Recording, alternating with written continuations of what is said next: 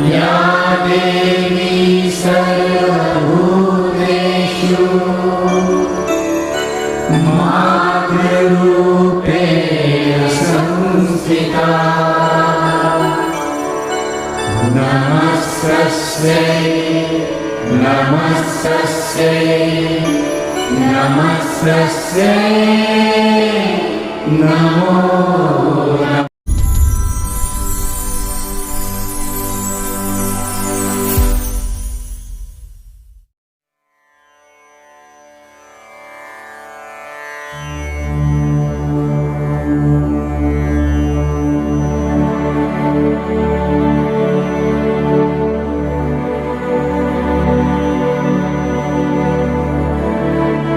नमस्कार दोस्तों, हमारे हिंदू धर्म में 4 नवरात्रि आते हैं।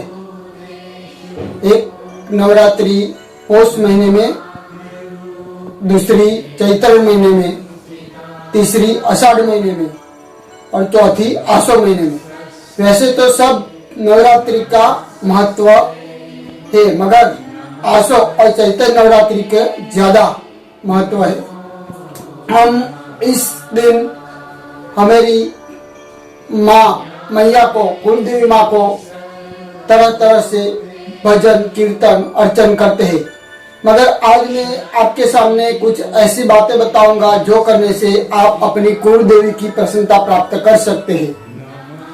तो छोटे छोटे ये उपाय है कि जिन्हें करने से आप अपनी कुलदेवी को खुश रख सकते हैं।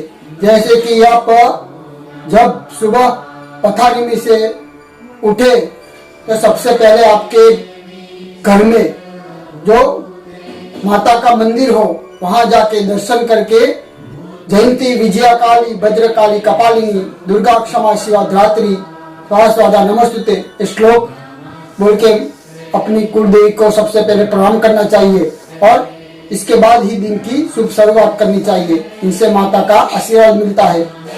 दूसरा, आप प्रातः विधि पता के शौच आदि करके स्नान करने के बाद हो सके तो सब परिवार के साथ अर्थात स्वयं 10 मिनट पूजा करनी चाहिए। और जो देवियों का नित्य पावन स्मरण है, जो देवता ने देवियों की स्तुति की है, या देवी सर्वभूतेषु मातृ रूपेण संस्था नमस्तस्यै नमस्तस्यै नमस्तस्यै, ऐसे जो विद्या रूपे, सरस्वती रूपे, लक्ष्मी रूपे अलग अलग देवियों की स्तुति की है, वो नित्य पावन 10 मिनट कम से कम बोलना चाहिए। और इसके बाद ही पूजा अर्चन करके ही दूसरे हमारा व्यवसायिक कार्य करना चाहिए। फिर अब घर में जब खाना पकाए तो सबसे पहले मैया को भोग अर्पण करने के बाद ही सभी जन को प्रसाद के रूप में खाना चाहिए, जिससे माँ का आशीर्वाद मिलता है।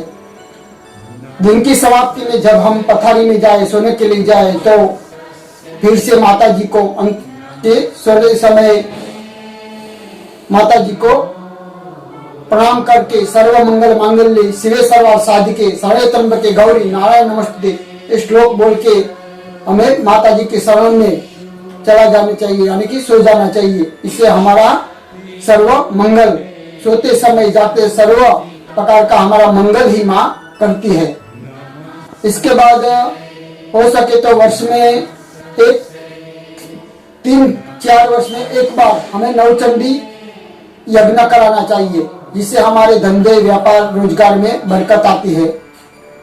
और सप्ताह में कोई एक दिन हो सके तो मंगलवार मैया का, ऐसे तो सभी वार ईश्वर के है, मगर मंगलवार खास शक्ति का वार है। तो इस दिन हो सके तो हमें माता जी के मंदिर जहाँ हमारा है गांव में, और हमारी कुलदेवी के मंदिर जाना चाहिए। और दुर्गा सप्तशती का जो चंडी पाठ है वो बोलना चाहिए।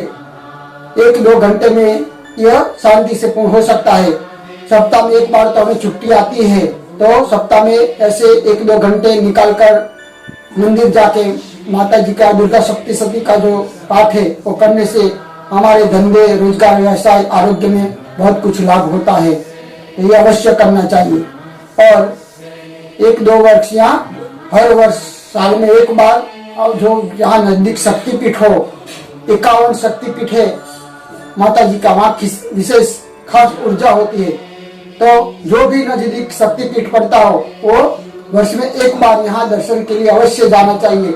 इससे हमें ऊर्जा प्राप्त होती है। और कि अंत में इतना ही कहूंगा कि सप्ताह में एक बार जहाँ माता जी का मंदिर है, जब परिवार के साथ हमें हर रविवार छुट्टी के दिन जाना चाहिए। और छुट्टी के दिन जाए तो वहाँ माता जी की पूजा पाठ प्रार्थना आदि करना चाहिए सारे परिवार साथ जाके।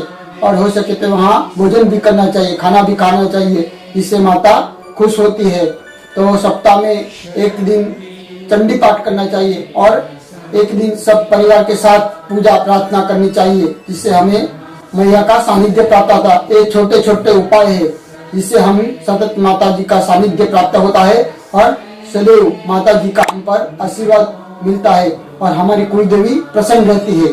सिर्फ कि साल में एक बार नवरात्रि आई और माता जी के दर्शन के लिए चले गए, ये तो ठीक है इससे, मगर सतत माता जी के संपर्क में रहने के लिए हम ऐसे छोटे छोटे उपाय कर सकते हैं।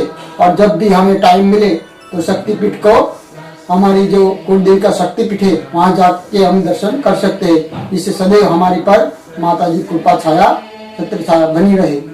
इस नवरात्रि को आप सबको मेरी शुभकामना। यदि मेरी ये वीडियो आपको पसंद आया हो तो आप मेरा वीडियो ज़्यादा से ज़्यादा सब्सक्राइब लाइक और शेयर कीजिए, ताकि मैं ऐसे आपको अच्छे अच्छे विचार आप तक पहुंचा सकूं। जय माता दी।